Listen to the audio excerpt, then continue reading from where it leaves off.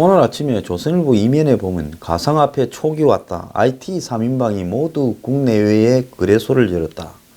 그래서 흔히 IT 3인방이라고 한국에서 이야기를 하면 이 카카오 이사에 의장하는 김범수, 요즘 다음 카카오 합병해서 같이 있죠. 그 다음에 넥슨이라고 하는 이 게임 회사 김정주, 가끔 안 좋은 일에도 언급되죠. 그 다음에 이혜진, 네이버 창업자, 이 서희가 한국 IT 3인방인데 이 세 사람이 모두 가상화폐 거래소에 지금 지분을 갖고 참여를 했다는 겁니다. 자, 네이버는 일본의 자회사인 라인에 일본의 가상화폐 거래소를 운영할 라인 파이낸셜을 창업했고요. 네이버뿐만 아니라 카카오와 넥슨도 이미 가상화폐 거래소를 인수하거나 대규모 지분을 확보해 놓고 있다는 겁니다. 그러면서 이들이 하는 말은 가상화폐와 블록체인이라는 신기술이 가져올 기회를 찾는다. 정말 블록체인이 신기술일 수 있습니다. 그건 부인 안 해요. 근데 블록체인의 기술 중에 일부가 가상화폐 비트코인에 쓰인 거지. 마치 블록체인과 가상화폐를 비트코인을 동등하게 놓고 이야기하는 것은 그것은 한마디로 말이 안 되는 이야기고, 이 블록체인 기술을 이용해서 만든 암호칩을 가지고 그걸 화폐라고 코인이라고 이름을 억지로 붙여서 그걸 갖고 이 돈 투기판을 벌이는 부분이 현재 가상화폐 시장의 본질이라고 저는 봅니다.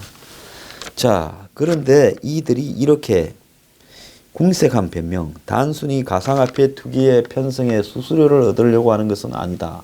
근데 이들이 사업을 운영해온 방식을 보면요, 수수료를 얻으려고 하는 게 아니라 그렇게 비춰지죠. 정말 네이버가 부동산이든 이 영세 자영업자가 하는 영역까지 다 파고들었고, 네이버도 다음도 그렇게 하고 있고, 넥슨이 지금 애들 돈 털어먹는 거 보면 똑같지 않습니까? 그래서 이들은 돈만 되면 뭐도 할 수 있는 사람들이죠. 미국의 유명한 IT 창업주들이 돈만 된다고 뭐든 합니까? 자, 그러면서 이들이 가상화폐 시장에 발을 띄워놓은 걸 주목한다라고 이야기를 하면서 누구보다도 신기술과 돈의 흐름에 민감한 경영자들이 뛰어든 것 자체가 의미가 있다. 신기술과 돈에 민감한 게 아니라 한마디로 별것 아닌 기술로 돈 벌어먹는데 탁월한 사람들이죠. 자, 다음 카카오는 국내 1위 가상화폐 거래소 업비트에 2014년부터 4년간 투자를 해서 25.85% 2대 주주가 되어 있고, 김정주 넥슨은 현재 이 코비트라는 국내 3위 거래소에 65.19%로 최대 주주고, 이혜진은 일본에 가서 지금 491억을 출자해서 자회사 라인이 가상화폐 거래소를 세우는 걸로 지금 갔습니다. 이 기사 댓글 읽어보면 가관입니다. 무슨 정부가 세국주의니 어쩌니 해서 해외 나가서라도 버려야지. 이 중에서 해외 나간 사람은 네이버 이혜진이 밖에 없고, 가상화폐 거래소 만든다고. 나머지는 다 한국에서 해먹고 있는 겁니다. 자, 해외 나가서 하든 한국에서 하든 이런 가상화폐를 가지고 돈을 벌겠다고 여기에 끼어드는 한국 최고의 IT 기업 3인방들의 후한무치함이나 그들의 비도덕성이 저는 웃기고요. 돈이 많으면 해야 될 일과 하지 말아야 될 일을 이렇게 가려가면서 합니다. 삼성이요, 바다 이야기 만드는 그 게임기를 만든다고 하면, 안 그러면 바다 이야기 게임장을 프랜차이즈로 운영한다고 하면 국민들이 어떻게 바라보겠습니까? 돈 많다고 이런 짓거리를 하는 게 아닌데, 정말로 우려스러운 거는 이 부분에 대한 댓글 수천 개 중에서 이들이 이걸 잘한다라고 바람을 잡고 있지. 지금 댓글 다는 인간들이요. 왜? 저들이 가상화폐를 했는데, 최근에 가상화폐가 김치 프리미엄이 사라지면서 가격이 막 폭락하니 하면서 난리지 않습니까? 이런 상황에서 이 기사가 가상화폐를 가격을 띄울 수 있는데 도움이 된다니까, 노름에 한장하니까 이런 댓글들을 달고 자빠진 겁니다. 실체도 없이요. 뛰어난 기술을 가진 프로그래머들이 장난삼아 만든 암호칩을 화폐라고 이름을 붙여놓고 그걸 갖고 팔고 살면서 장난을 치고 있는 부분에 이들이 가세해서 한마디로 새로운 또 바람을 잡고 있는 겁니다. 자, 문재인 정부가요, 사실상 도박장 방조죄로 큰 죄를 지었습니다. 진작 가상화폐에 대해서 규제하고 실명제화하고 그 부분에 대해서 도를 뛰어넘는 무리를 빚은 거래소들을 폐쇄시키면서 압박을 했어야 되는데요. 이게 신기술이니 뭐니 하면서 놔두다가 이제 이게 점점 규모가 커져서 온 젊은이들이 다 도박판으로 뛰어드는 것 같으니까 이제 이지랄을 하는데, 그런데 여기에 대해서 가상화폐를 하는 사람들이 이런 거를 마치 뭣도 모르면서요. 저거는 그냥 돈 튀운 사람밖에 안 되는 정도면서 하토판에 투전을 한 사람이 그 하토판을 운영하는 하우스에 대해서 하우스가 누가 운영하고 돈을 얼마나 버는지에 대해서 언급을 합니까? 그냥 와서 읽고 가면 다예요. 그래서 한국 최대의 IT 기업들이 이 도박판 하우스를 운영하는데 참가한다. 이것이 찬양할 일인가? 정말로 참 기가 찬 겁니다. 저보고 무슨 젊은 사람들을 갖다가 이렇게 문정권이 가상화폐에 방치를 해서 다 망치니까 이 돈을 잃은 젊은 사람 입장에서 같이 이야기를 좀 하자. 내가 노 했습니다.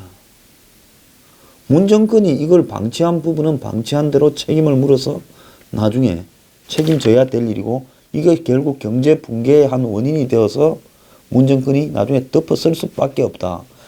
말려도 이제는 수습이 불가능한 상황이니 굴러갈 수밖에 없는 거고, 어느 날 이 거품이 다 꺼지면 여기에 뛰어든 사람 중에 난리 날 사람 한둘이 아닐 거다. 그때까지 놔둘 수밖에 없고, 그 다음에 여기 참가한 사람들이 마치 무슨 억울한 일을 당한 사람이거나 이렇게 이야기를 하는데 다 나중에 문정권에 반대로 돌았을 거다. 그는 그 사람들을 선동하거나 안 하거나 그렇게 될 수밖에 없어요. 그걸 왜 그렇게 합니까? 저는 이 가상화폐에 뛰어들어서 나중에 피눈물 흘린 사람들을 조금이라도 이렇게 옹호할 생각이 전혀 없습니다. 똑같은 사람들이에요. 이 판을 키워가지고 젊은 사람들이 망치도록 방치하거나 거기서 벌어먹었거나 일부러 이런 규제를 늦춘 사람들이나 다른 한편으로 여기에 뛰어들어서 한장한 젊은이들이나 똑같은 사람들. 그런데 김범수, 김정주, 이혜진 이렇게 잘나고요 재벌들이 여기서까지 털어먹어야 됩니까? 거래소를 하면 털어먹는 데지 않습니까? 하토 도박 오래 해보세요. 누가 따나? 하우스 운영한 사람이 다 땁니다. 포카나 하토나 카지노도 그렇잖아요. 카지노가 다가가요, 오래 하면. 그럼 이제 카지노 열겠다는 겁니까? 참말로 진짜 입이 지저분해질까봐 말을 안 하겠습니다. 자, 이 뒤에 있는 그림요. 가상화폐 거래소 운영하다가 해킹 당해가 5,600억인가 700억인가 틀려서 지금 물어줄 수도 없게 된 회사의 오너들입니다. 아니 저렇게 틀리는 게 무슨 가상화폐입니까? 암호화폐입니까? 안 틀려야 암호화폐지. 예? 좀 있으면 아까 앞에 언급한 3명 입고를 할 수 있습니다. 조심하세요. 문정권요, 이제 뒤늦게 삼은 실명제자로 해서 가상화폐 거래소 계좌, 가상계좌하고 이 주거래은행 계좌하고가 일치돼야 가상화폐를 할 수 있게 하겠다 하는데, 이 정권이 지금 여러 정부 산하기관에서 수백억씩 가상화폐 거래소와 관계되는 그런 데 투자를 한 부분이요, 그게 그냥 그렇게 됐겠습니까? 제가 뭐 그런 거 잘한다고 하지 않았습니까? 그런 결정이 나는 과정과 구조에 대해서요. 정부에서도 얼마 투자를 했으니 정부에 관련되는 펀드에서도 이거는 안전하다고 해서 바람을 잡아가 얼마나 많은 사람들에게 사기를 쳤겠습니까? 그러니까 가상화폐에 투자 가지고 사기를 1,552억인가 치고 필리핀으로 도망갔던 놈이 잡혀오기도 하고 별의별 다단계 사기 사건이 발생하기도 하는데, 그 사람들이 다 근거 없는 걸 가지고 100% 거짓말을 했겠습니까? 극히 일부의 사실을 가지고 뻥 쳐서 했는데요. 이제 뒤늦게서 규제한다고 해봤자 이미 초짜들이나 그게 안 되지. 나머지는 노숙 계정이라고 해가지고 이미 다른 방법을 통해서 다 가상화폐를 할 수 있도록 빠져나갔고 지금도 얼마든지 새로 들어가도 그렇게 할 수 있습니다. 근데 뭔 가상화폐 규제 쇼를 하고 이제 20만 명이 넘어서 청원이 답을 해줘야 된다며요. 그래서 우리는 할 수도 없고 안 할 수도 없으니 뭉개면서 이 상태로 그냥 가자. 규제하는 척 쇼만 할게. 이게 정부 입장 아닙니까? 지금 국회에서는요, 뒷북 발의가 유행이라고 합니다. 밀양법, 제천법 두 개 다 불 크게 난대죠. 사람 많이 돌아가신 데입니다. 자, 이래가 밀양법, 제천법 해가지고 건축법이나 이 안전관리에 대한 특별법, 도로교통법 등을 개정하는 그런 법들인데 이름을 이제 밀양법 이렇게 제천법이니 이렇게 붙였죠. 자, 뭐 야당은 제천 이 청문회 하자 이렇게 이야기도 나오니 여당에서는 정치적으로 이용하지 말라 이렇게 이야기를 합니다. 그리고 제가 하나 좀 보다 못해서 이야기를 하는데요. 저는 한국당 편드는 사람도 아니고 홍준표나 한국당 잘해라 맨날 비판하는 사람이지요. 뭐 저보고 무슨 뭐 이놈도 싫고 저놈도 싫고 보수 분열시키냐 그 정도 머리 되는 사람이면 제가 말해봤자 소용없으니까 제 방송을 보지 마세요. 그냥 권유를 해드립니다. 또 황장수 제 방송 보지 마라 이랬다고 또 뭐라고 하지도 말고요. 저도 이런 말할 자유가 있지요. 그런데 오늘 제가 말하고자 하는 요지는 뭔가 하면 이 밀양이나 제천 참사 때 야당 의원들이 가면 야유를 보내는 카메라 앞에서 그 사람 그런 사람 정말 그런 짓거리 하면 안 됩니다. 하려 그러면요. 이름 석자와 주소 딱 밝히고 카메라 앞에 정식 인터뷰를 하세요. 민주주의가요. 그런 식으로 개나 소나 막 그냥 특정한 정치적 패거리의 입장에 서서 떠든다고 민주주의가 이루어지는 거 아닙니다. 그걸 하루 종일 방송이 틀어제끼고요. 그 방송들도 틀려먹은 방송들이에요. 자, 그런데 오늘 중앙일보에 보면 영흥도 낚싯배 유가족들 이 사람들 제가 기억에서 다 사라졌어요. 제천이나 밀양은 그래도 뭐 유가족 대책이라도 있어서 좀 움직이는 것 같은데 이분들은 어찌 됐나 굉장히 궁금을 했습니다. 근데 동생을 잃은 형과 형을 잃은 동생 두 사람이 만나가지고 이야기를 했는데요. 낚싯배 참사 말로만 국가 책임이라 한다. 이렇게 규탄을 했습니다. 자, 들이받은 급유선 선장만 지금 과실치사상 혐의로 구속 기소돼 재판을 받고 있고요. 작은 세월호 사건이라 불렸던 이 낚싯배 참사 이후에 충북 제천에서 29명, 밀양에서 39명 사건이 발생하니까 이 사건은 이제 좀 잊혀지지요. 낚시 인구 700만 시대에 낚싯배 이용 낚시 계획이 연 340만인 시대에 한마디로 어처구니 없는 참사가 바로 육지 코앞의 바다에서 발생을 했습니다. 당시 동생을 사고로 잃은 박종필 씨는요. 사고 한 달 뒤 장례식장에서 동생 유품을 뒤늦게 받고 의문이 커졌다. 선실에서 신발을 벗고 있는데 동생이 신발을 신고 있었다면 뒤집힌 배 안에서 단순히 익사한 게 아니라 배 밖에서 구조를 기다리다 숨졌을 가능성이 높다. 그래서 보통 선실 안에는 신발을 벗고 있는데 선실 밖에 있었으니까 이렇게 신발을 신고 있지 않았겠습니까? 그러다가 들고 받치는 순간에 그대로 떨어져서 이렇게 됐을 건데 그러니까 선실 안에 갇혀서 이렇게 죽은 게 아니라 선실 밖에서 구조를 기다리고 있었을 건데 시간만 빨랐으면 얼마든지 구조를 했을 건데 해경이 늦게 출동해서 동생을 살리지 못했다 이렇게 말을 했고 또 형을 잃은 송영철 씨는 또 이렇게 말을 합니다.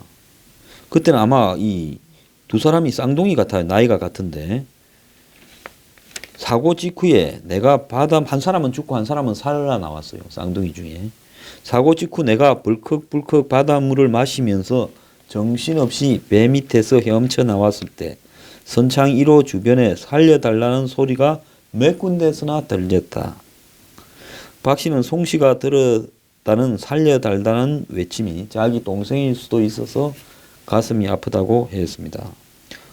자, 그 쌍둥이 송 씨는 우리 형과 친구 등 지인들이 뒤집힌 배 안에 갇혀 있었는데 구하지 못한 자책감 때문에 아직도 매일같이 사고 악몽을 꾼다 이야기를 하고, 송 씨는 해경이 평소에 훈련을 제대로 하고 비상 출동만 준비만 제대로 하고 있었다면 사망자 15명 가운데 5명 이상은 살렸을 것이다 라고 해경을 질타했고, 형 박 씨는 사고 발생 다음날 문재인 대통령이 청와대에서 수석 보좌관 회의를 열고 묵념까지 하면서 이유 여하를 막론하고 이 같은 사고를 막지 못한 것은, 또 구조하지 못한 것은 국가의 책임이라고 인정을 했는데, 그런데 김영춘 해수부 장관은 사흘 뒤 국회에 출석을 해서 국가 배상 책임에 대해 그것까지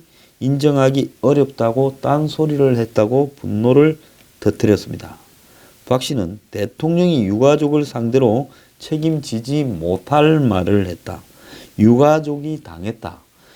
유가족에게 사기를 친 국가를 상대로 2월 초에 소송을 내기 위해 준비 중이다라고 말을 했습니다. 국가를 상대로 진짜 소송을 낼 거냐 하니까 이분이 이래 이야기를 합니다. 해경의 넉장 출동은 물론 어디서 어떻게 동생을 끌져 올렸는지 구체적인 기록도 없고 설명도 해주지 않아 너무 답답하다. 정부와 공무원은 큰 사고가 나면 급한 불 끄기 식으로 유가족들에게 말로 책임진다고 무마하고 시간이 흐르면 대충 마무리하는데 원인을 철저히 분석해 재발 방지를 위한 교훈을 얻어야 한다고 생각한다. 그래서 소송에는 누가 참여하냐니까 죽은 선장 빼고 사망자 14명의 유가족, 생존자 7명 중에 4명 등 18명이 참가하고 선창 1호와 명진 1호 선주뿐 아니라 대한민국 정부의 책임도 묻기로 했다고 이야기를 합니다.